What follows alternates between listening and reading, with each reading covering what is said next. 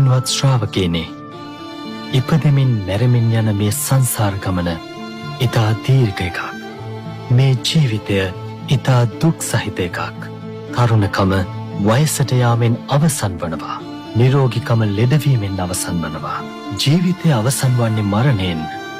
මේ සියලු දුක්වලට හේතුවන තණ්හාව නැති කර දැමිය යුතුයි.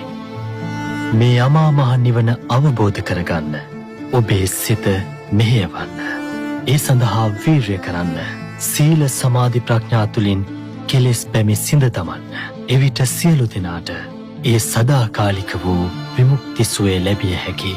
සසර දුකින් ඔබට අත්මිදිය හැකි. කාමේ නම් වූ මඩගොහරුවේ ගිලී සිටින අවිද්‍යාව නම් අන්ධකාරයෙන් වැසී ගිය සිත් ඇති සත්වයින්ට සදාකාලයටම නිදහස් විය හැක්කේ මේ උතුම් නිවන් මඟ අනුගමනය කිරීමෙන් පමණයි.